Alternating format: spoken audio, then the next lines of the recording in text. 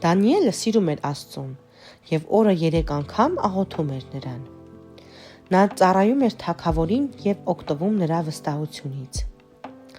Թագավորն ուզում էր Դանիելին իր թագավորության կառավարիչ նշանակել, սակայն թագավորի ծառաները նախանձում էին նրան և ուզում էին սպանել։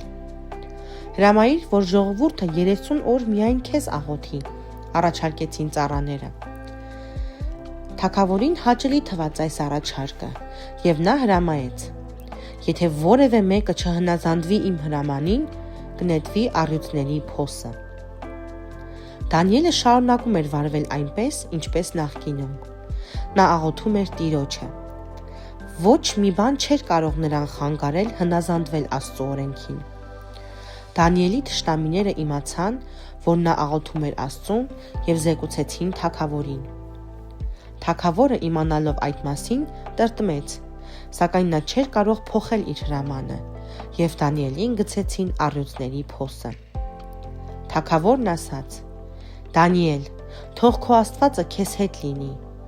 Նա չգիտեր, թե ուրիշ ինչ կերպ կարելի էր օգնել Դանիելին։ Ամբողջ գիշեր թագավորը մտածում էր նրա մասին։ Առավոտ շուտ նա գնաց առյուծների փոսում Դանիելին տեսնելու։ Աստված հոգա՞ց քո մասին, հարցրեց թագավորը։ Ինչքան ուրախացավ նա, երբ Դանիելը փոսից պատասխանեց. Աստված ուղարկեց հրեշտակին և նա փակեց առյուծների բերանը։ Ես ողջ և առողջ եմ։ Հանեք Դանիելին փոսից, հրամայեց թագավորը ծառաներին։ Մենք պետք է աղոթենք Դանիելի Աստծուն։ Նա Դանիելին փրկեց առյուծների բերանից։